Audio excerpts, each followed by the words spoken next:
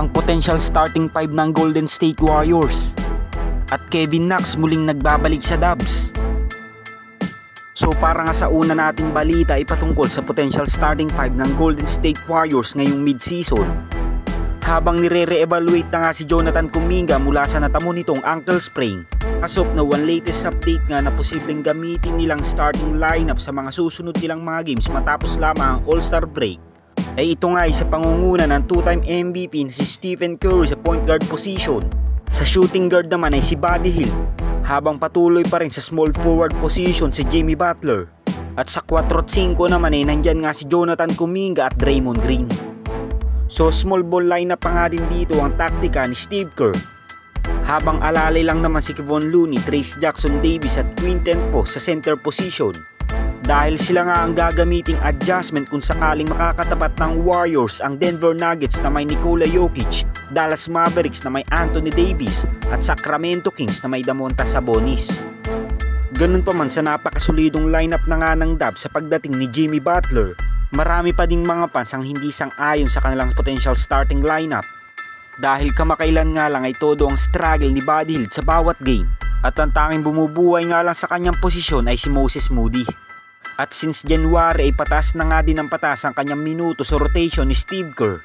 Dahil kapansin-pansin na nga napakababang contribution ni Buddy Hield sa bawat game.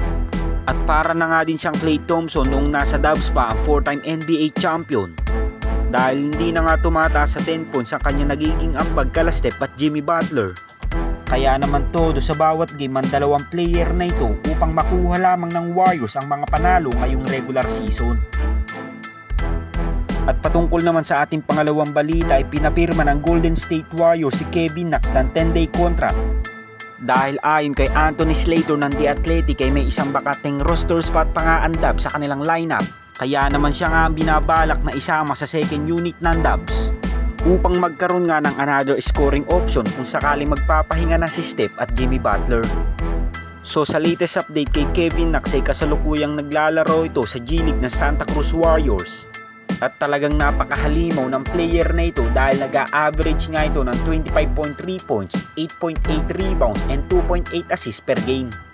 At may 3-point percentage nga din itong 44% sa 3 na talaga namang kinakailangan ng Warriors dahil sa lalim nga ngayon ng mga lineup sa Western Conference.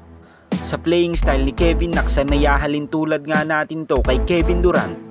Dahil napaka-agresibo nga nito sa ilalim ng basket at napakatindi rin ng kanya shooting lalo na sa mid-range. At magiging malaking tulong din sa Warriors ang kanyang depensa. Dahil pwede mo nga sa kanyang ipataw ang mga star player na katulad nila Anthony Edwards, SGA, Jason Tatum at Jaylen Brown.